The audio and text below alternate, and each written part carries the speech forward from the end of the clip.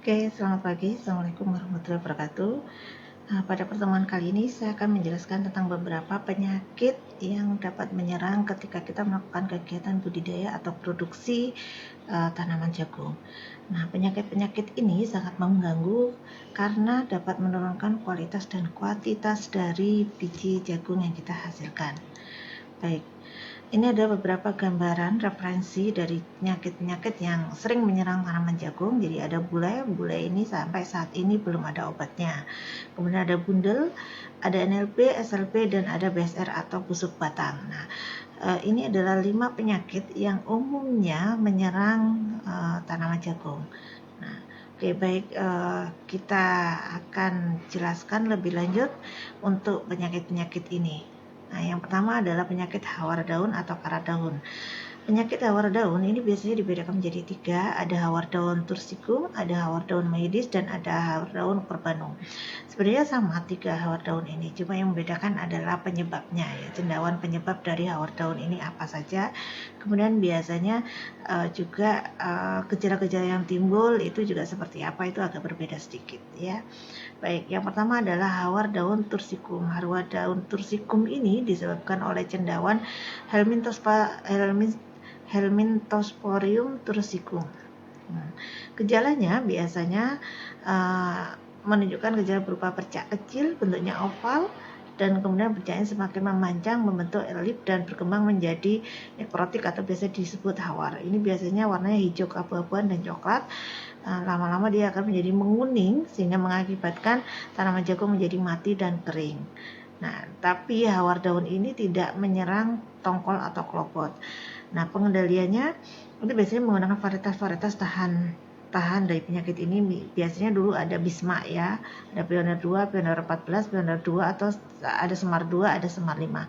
Tapi mungkin varietas ini sekarang jarang bisa kita temui. Saudara bisa cek kembali varietas-varietas baru yang sudah dikeluarkan beberapa perusahaan benih, manakah yang tahan terhadap hawar daun.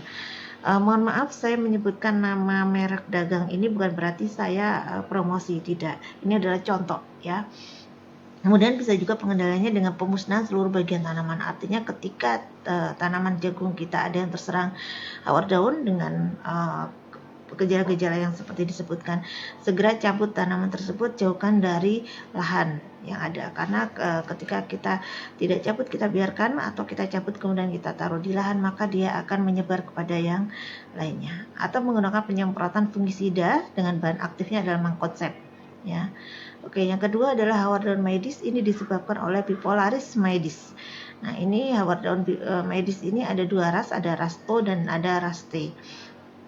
Gejalanya biasanya berupa bercak coklat abu-abu pada seluruh permukaan, kemudian dia akan menyerang juga bagian jaringan tulang daun sehingga menjadi mati, ya. Jaringan daunnya menjadi mati, dan ini juga akan menyebabkan tanaman menjadi mati. Nah, ini ada tipe 2, tipe O, dan tipe T. Ini tipe ini berdasarkan ukurannya, ukuran warna bercaknya dan warnanya, ya. Oke. Tapi biasanya ras T ini yang berbentuk kumparan dia lebih berbahaya, ya, dibandingkan ras O. Ya. Kemudian serangannya pada bibit tanaman menyebabkan tanaman jadi layu atau mati. Kalau menyerang di bibit jadi kalau hawar daun maydis ini sudah menyerang mulai bibitnya. Nah, ini akan mati dalam waktu 3-4 minggu setelah tanam, ya. Dan tongkolnya ini juga terserang atau terinfeksi, ya. Ini menyebabkan bijinya akan rusak. Kalau hawar daun yang depan tadi tongkol tidak terinfeksi, tapi kalau hawar daun maydis ini tongkol bisa terinfeksi, ya. Cendawannya berbentuk miselium dan spora. Oke, kemudian yang ketiga itu adalah hawar daun corbanum. Hawar daun corbanum itu disebabkan oleh cendawan Drosera zeykola, ya. Nah, ini biasanya akan timbul bercak coklat muda kekuningan, bersudut-sudut memanjang dan menyatu dalam mematikan daun. Nah, pengendaliannya bisa dengan penyemprotan fungisida atau menggunakan tiram dan karboksin, ya, dengan menggunakan tiram dan karboksin, atau pengasapan boleh. Nah, yang berikutnya adalah penyakit karat daun. Ini karat daun yang disebabkan oleh Puccinia polyzora. Ini biasanya bentuknya adalah bercak-bercak kuning, ya, seperti karat kalau di besi, ya, seperti itu. Nah, ini bentuknya seperti ini. Nanti bercak-bercak itu akan membentuk bulat sampai oval, kemudian dia akan menjadi besar, tapi sebarannya juga bisa melalui angin. Nah, penyakit karat daun ini dapat terjadi di dataran rendah sampai tinggi. Infeksinya berkembang baik pada musim hujan maupun musim kemarau. Artinya dua musim semua sama. Kalau ada karat daun, pasti dia akan berkembang. Karat daun bisa berkembang di musim hujan dan musim kemarau. Nah, pengendalian yang jelas adalah menanam varietas yang tahan karat daun, kemudian pemusnahan seluruh bagian tanaman sampai akar jika ada tanaman yang terinfeksi. Oke. Yang berikutnya adalah bulai. Bulai ini disebabkan oleh cendawan Peronosklerospora maedis dan Peronosklerospora philippines. Nah, bulai ini adalah penyakit terbawa benih biasanya. Artinya kalau benihnya memang tidak tahan bulai, dia dari pembibitan sudah akan nampak ya.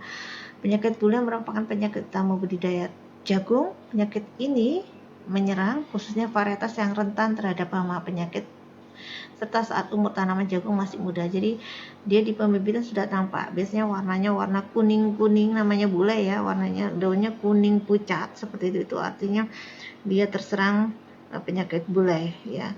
Dan ini akan menyebabkan kehilangan hasil produksi sampai 100% karena kalau sudah terserang penyakit bulai ini otomatis tanaman tidak akan berkembang dengan baik. Ya. Gejalanya biasanya warna klorotik itu pasti memanjang, sejajar tulang daun, kemudian dengan batas terlihat jelas ya. Jadi pucat warnanya seperti itu. Biasanya sangat jelas di pagi hari. Nah, selanjutnya menjadi terhambat pertumbuhannya, tongkol juga biasanya tidak berkembang baik, tidak terbentuk, kemudian daun biasanya menggulung terpuntir. Nah, bunga jantan berubah menjadi masa daun yang berlebihan. Ini sangat bahaya. Jadi kalau sudah kena penyakit bulai, biasanya dari awal ya sudah dicabut semua, kemudian diberah biasanya tanahnya agar tidak penyebab penyakit bulai ini tidak berada di lahan kita seperti itu. Tanamannya kerdil, percuma juga kalau akan diteruskan tanaman jagung yang terkena bulai.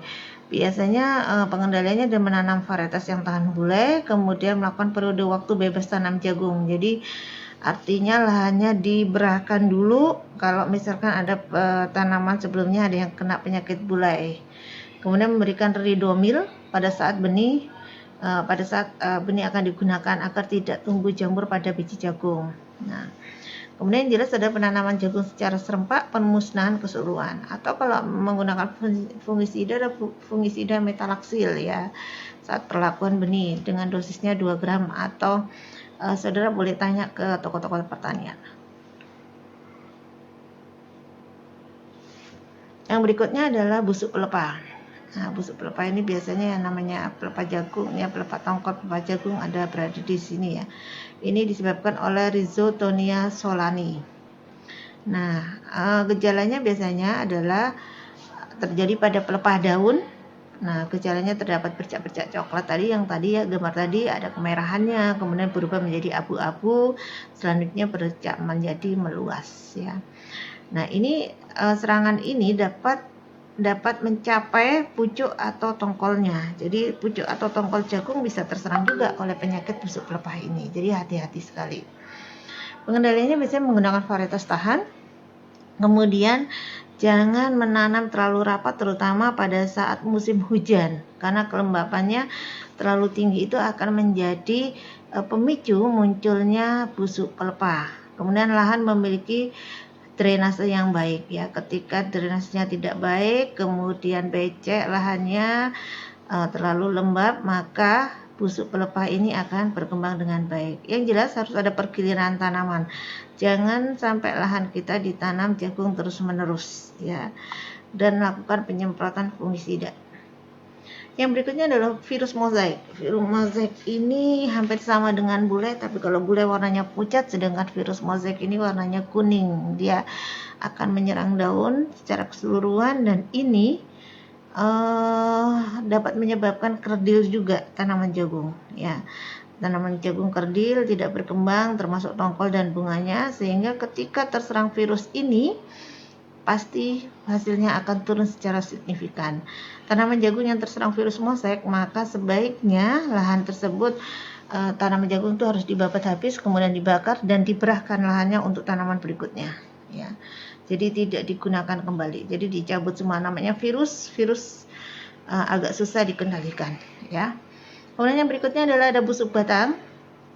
Busuk batang itu batangnya menjadi hitam, ya. Biasanya gejalanya layu, ya, kering seluruh daunnya, kemudian masuk stadia generatif. Umumnya gejalanya terjadi pada stadia generatif, yaitu setelah pembungaan. Pangkal batang terserang berubah warna hijau menjadi coklat.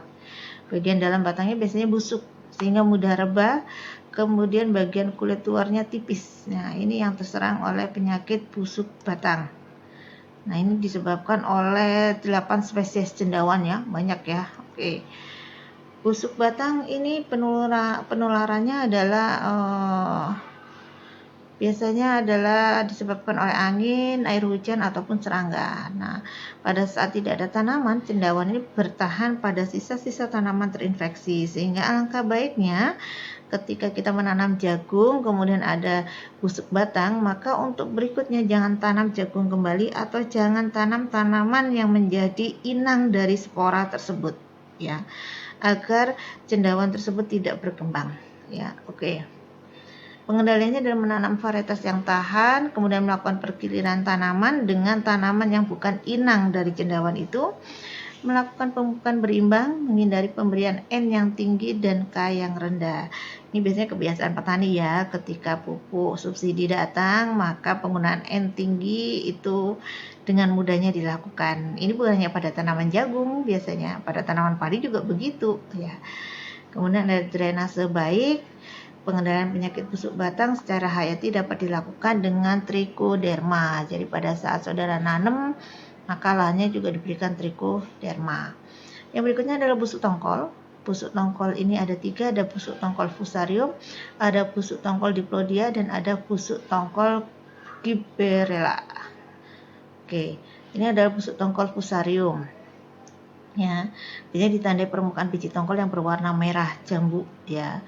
Kemudian ada busuk tongkol diplodia disebabkan oleh Diplodia maydis. Nah, serangan busuk tongkol ini ditandai adanya warna coklat pada klobot. Kalau tadi pada tongkolnya warna merah, kalau ini klobotnya sudah warna coklat, ya. Kemudian busuk tongkol gibberella ini disebabkan oleh cendawan Diplodia maydis juga. Nah, ini biasanya serangan dini pada tongkol jagung menyebabkan jagung menjadi busuk, klobotnya saling menempel erat pada tongkol, serta buahnya berwarna biru hitam di permukaan klobot, ya. Oke, selain penyakit-penyakit tersebut, tanaman jagung juga akan mengalami kekurangan zat makanan sehingga menyebabkan gangguan dalam produksinya. Biasanya kekurangan nitrogen, kemudian kekurangan fosfor, jagung menjadi kerdil, kemudian kekurangan kalium. Nah, ini kekurangan kalium, maka bagian bawah ujung daun menguning, mati, dan kekurangan kalsium menyebabkan tanaman jagung memiliki daun muda yang tidak muncul pada ujung tanaman. Kekurangan magnesium ini menyebabkan tumbuhan kerdil, bagian atas daun akan berwarna kuning dan garis-garis tak normal.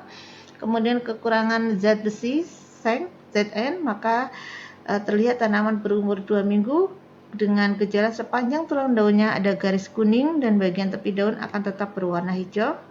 Kekurangan belerang ini akan menyebabkan seluruh daun berubah menjadi warna kuning, baik daun muda hingga daun tuanya. Tubuh tanaman jagung akan menjadi kerdil, terlambat, tidak berbunga. Kemudian kekurangan tembaga atau CU menyebabkan daun termuda tanaman jagung mengering. Kemudian tanaman jagung akan tumbuh kerdil dan daun tua akan mati. Kemudian tadi sudah besi, ya, memiliki daun berwarna hijau pucat. Nah, itu adalah beberapa penyakit pada tanaman jagung. Saudara bisa buka kembali di daftar pustaka itu. Baik, terima kasih. Mungkin itu yang bisa saya berikan. Semoga bermanfaat untuk saudara ketika melakukan kegiatan produksi benih jagung atau budidaya tanaman jagung. Selamat pagi. Assalamualaikum warahmatullahi wabarakatuh.